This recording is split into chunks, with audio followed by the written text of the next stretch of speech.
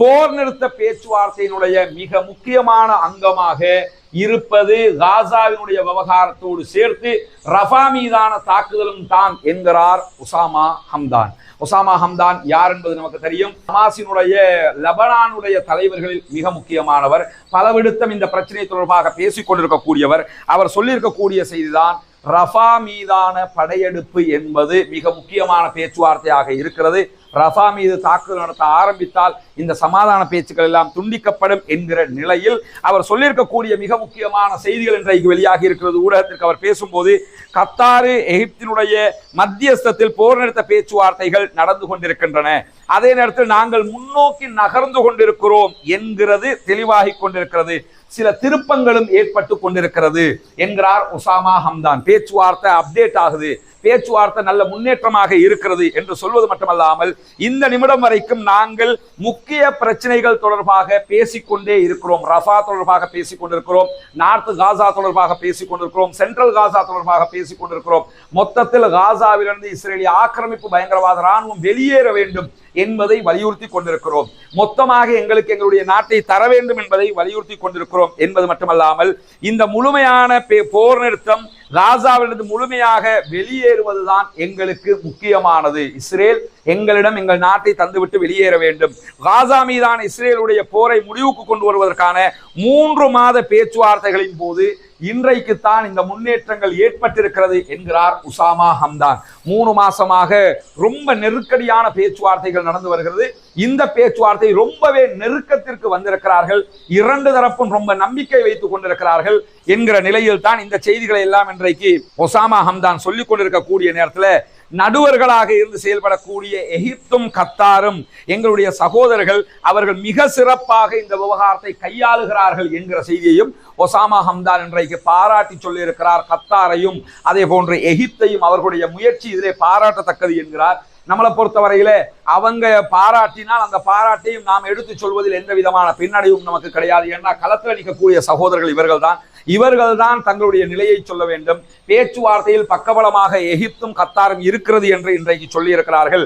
அது மட்டுமல்லாமல் நாங்கள் முக்கியமான இலக்காக இருக்கக்கூடிய முழுமையான யுத்த நிறுத்தம், காசாவில் இருந்து முழுமையாக படைகள், இஸ்ரேலிய ஆக்கிரமிப்பு பயங்கரவாத படைகள் நகருவது, வெளியேறுவதைத்தான் நாங்கள் திரும்ப திரும்ப வலியுறுத்தி கொண்டிருக்கிறோம் என்கிறார் உசாமா ஹம்தான். கடைசியாக அவர் சொல்லுகிற முக்கியமான விஷயம் என்னன்னு கேட்டா, அமெரிக்கா நினைத்தால் இந்த யுத்தத்தை முடிக்க முடியும், அவர்கள் கையில் தான் அனைத்தும் இருக்கிறது என்கிறது ஹமாஸுடைய அந்த அரசியல் பிரிவு, ஹமாஸினுடைய அரசியல் பிரிவு தலைவர்களில் ஒருவராக இருக்கிற ஒசாமா ஹம்தான் திட்ட தெளிவாக இதை சொல்லி இருக்கிறார். இதில் நமக்கு தெரிய வர்றது என்னன்னு கேட்டா, உண்மையும் அதுதான்.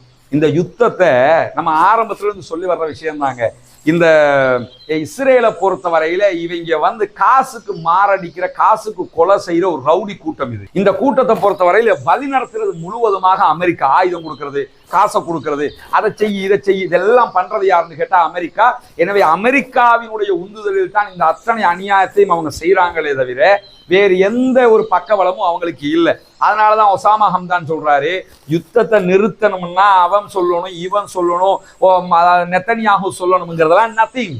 யாரு சொல்லணும்னா அமெரிக்கா சொல்லணும். அமெரிக்கா நிறுத்த சொன்னா நிறுத்திடுவாங்க, அதை சொல்லுங்க அப்படிங்கிறாரு. ஏன்னா அவங்களுக்கு இஸ்ரேலுக்கு பாஸ் அமெரிக்கா தான், எங்களுக்கு எவனும் பாஸ் கிடையாது, நாங்க தான் எங்களுக்கு பாஸ். அதுதான் அவர் சொல்றாரு, எங்களை வழி நடத்துறது நாங்க தான், ஆனா அவங்களை வழி நடத்துறது அமெரிக்கா என்பதை இன்றைக்கு தெளிவாக சொல்லி இருக்கக்கூடிய நேரத்துல இப்படியான நிலையில் தான் நமக்கெல்லாம் தெரியும் காசாவின் சிங்கம், காசாவினுடைய இராணுவத்தை, காசாவினுடைய இராணுவமாக சுதந்திர போராளிகளாக இருக்கிற கஸ்ஸாம் பிரிகேடாக இருந்தாலும், அல் குதுஸ் படையணியாக இருந்தாலும், அங்கிருக்கக்கூடிய 14 அமைப்புகளுடைய ஒட்டுமொத்த படைகளையும் மிக நேர்த்தியாக வழிநடத்தி கொண்டிருக்கக்கூடிய மிக துல்லியமான அனுபவமும் ஆற்றலும் கொண்ட ஒருவர் தான் யஹ்யா சின்வார். கிட்டத்தட்ட 22 ஆண்டுகள் இஸ்ரேலிய சிறையில் தன்னுடைய வாழ்நாளை கழித்தவர். ஹமாஸினுடைய மிக முக்கிய ஆரம்ப கர்த்தாக்களில் ஒருவராக இருக்கக்கூடிய யாசின் அகமது யாசினுடைய வளர்ப்பாக, வார்ப்பாக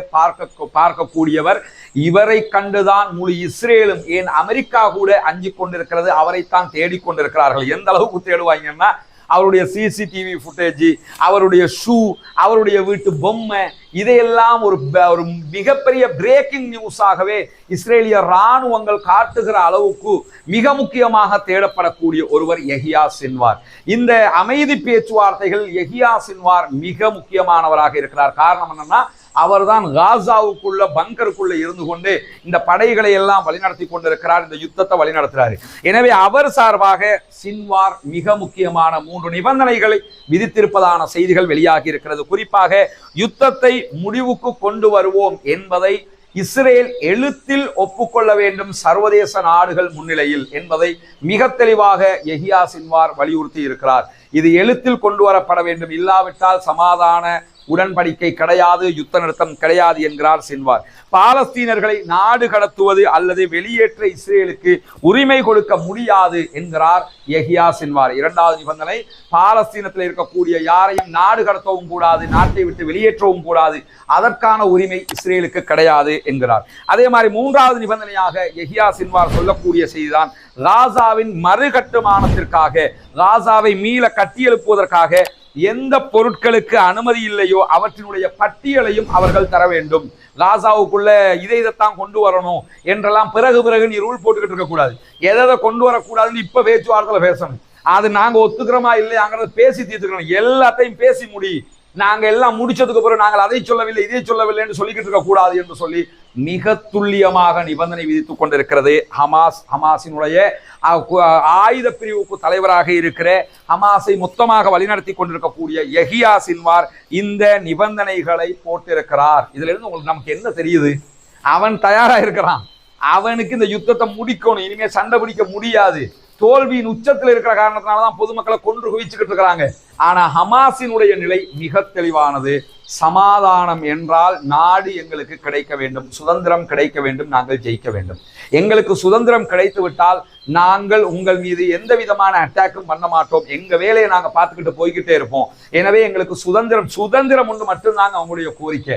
உலகத்தில் வாழுகிற காலத்தில் ஒரு மனிதன் கேட்கிற உச்சகட்ட உரிமையே அது மட்டும்தான். என்ன சுதந்திரமா வாழ விட்டுருங்க, ஜனநாயக ரீதியில் என்ன வாழ விட்டுருங்க, உங்களுக்கு மட்டும்தான் நிம்மதியா வாழணுமா, நாங்க வாழக்கூடாதா என்பதுதான் பாலஸ்தீன அப்பாவிகளுடைய கோரிக்கையாக இருக்கிறது.